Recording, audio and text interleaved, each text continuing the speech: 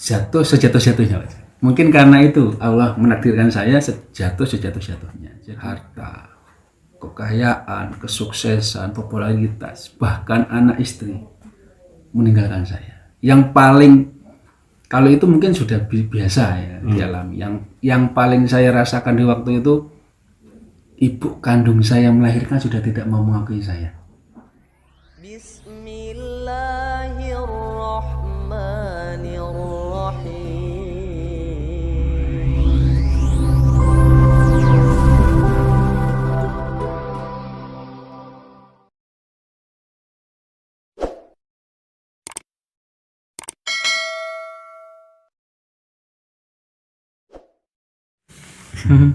Monggo. Assalamualaikum warahmatullahi wabarakatuh. Waalaikumsalam warahmatullahi wabarakatuh.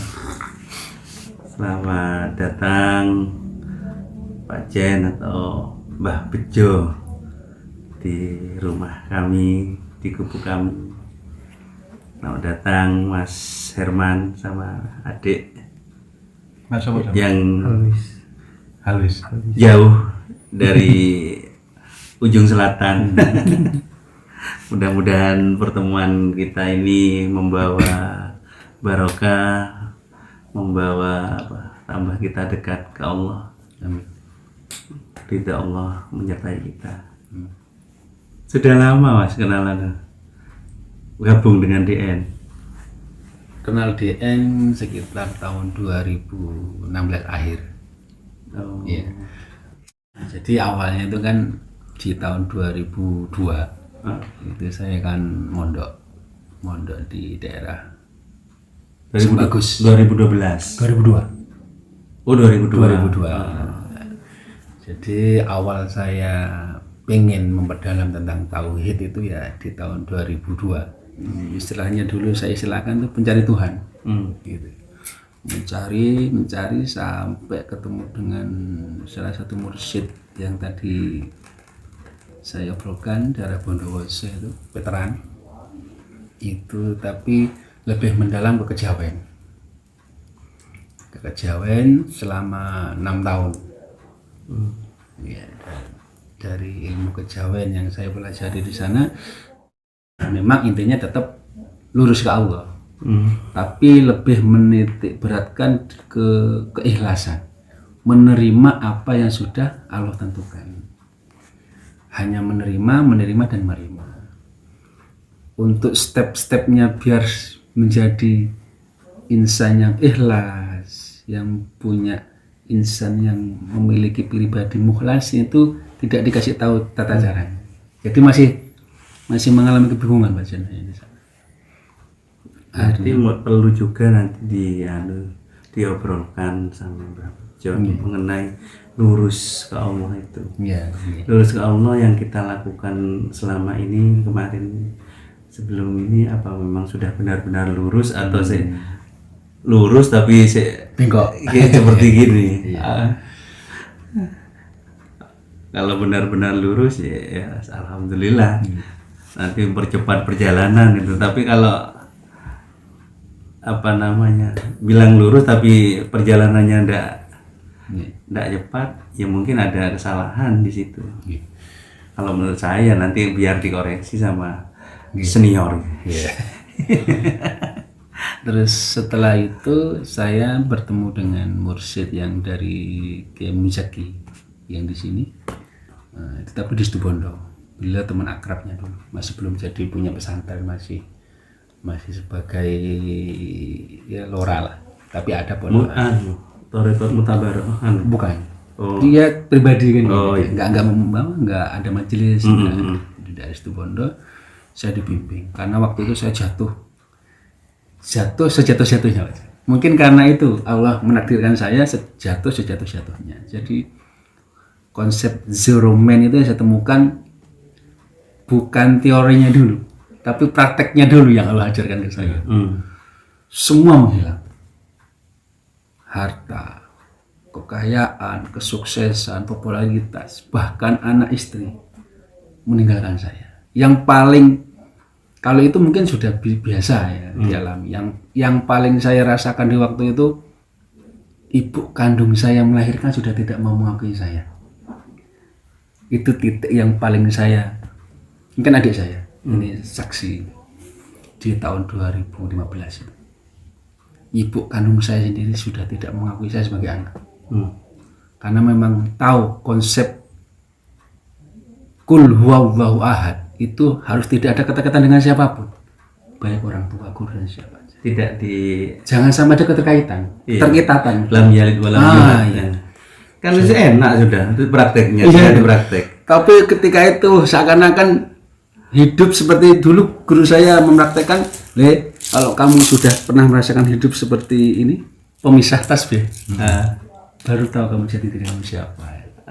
Ini kan ada nggak dihitung kalau dalam wirid tasbih. Ada nggak dihitung. Tapi kalau nggak ada ini kan bingung, di mana letak 33 letak ini? Ada tapi nggak ada harganya sudah. Tidak diperhitungkan. Di ketika jatuh itu saya niat satu cuma mencari cara mati yang halal. Karena bagi saya sudah, buat apa ada di dunia kalau sudah orang tua sendiri yang melahirkan saya tidak mau mengaku saya sebagai anak. Di titik itu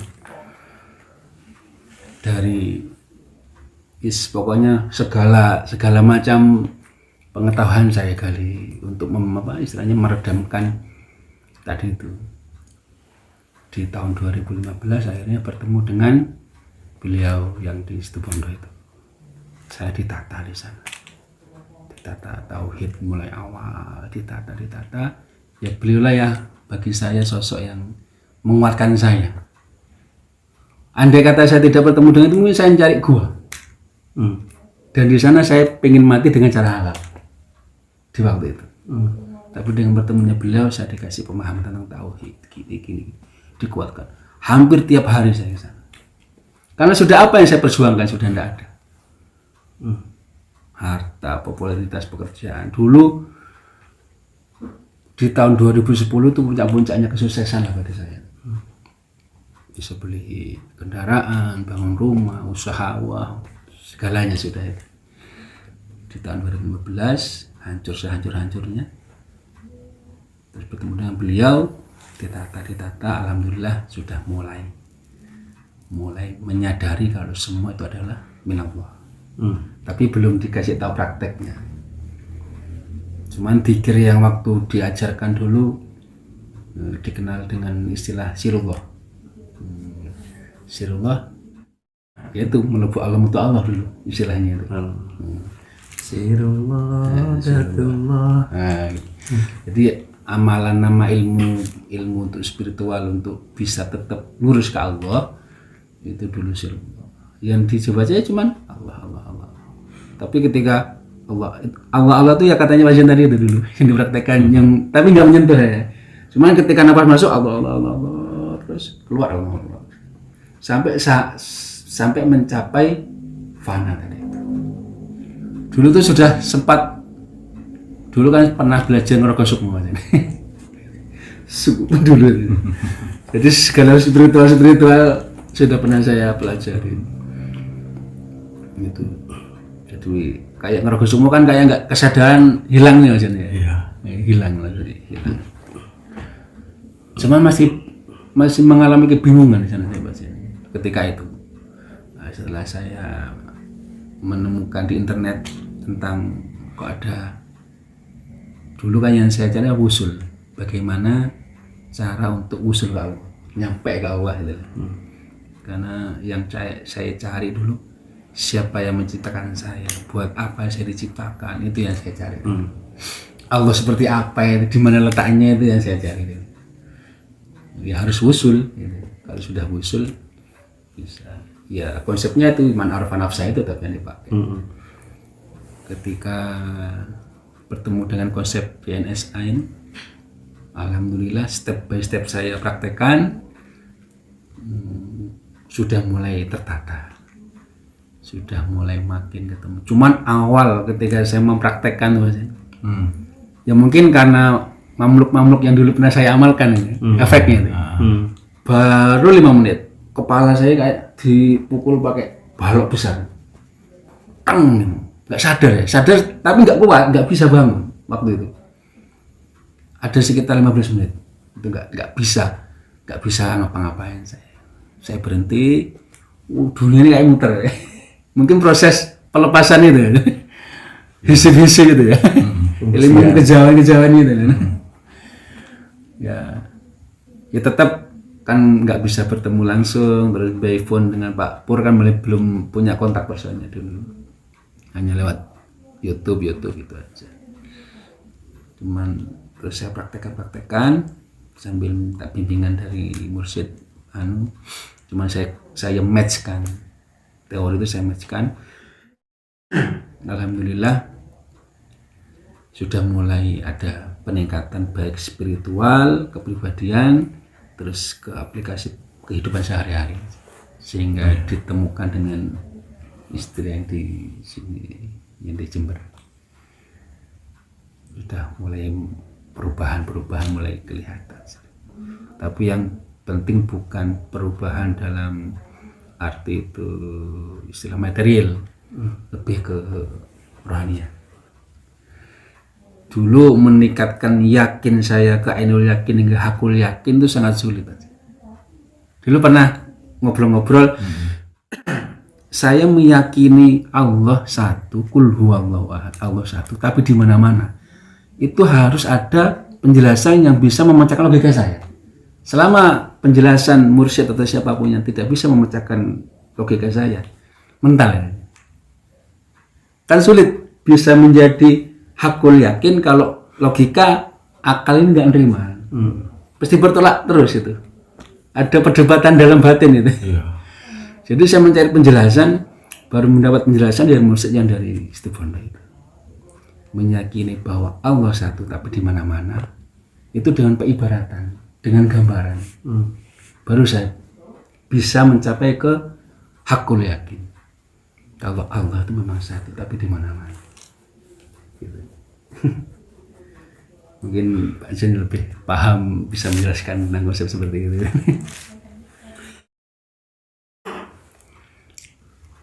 Kalau tentang spiritual itu kan kadang kan ada istilah sensasi gitu Mas. Selama saya berdirian kayaknya nggak dinamakan sensasi itu nggak ada sensasi ya, cuman sekali di awal tuh dok. Habis itu ya konsepnya itu harus melepas semua. Kalau masih ada saya sudah mengamalkan ini puluhan tahun nanti takut hilang, nggak bisa itu. Kayak ada yang ganjal itu nanti di jiwa, tidak bisa meluas dan lurus ke Allah.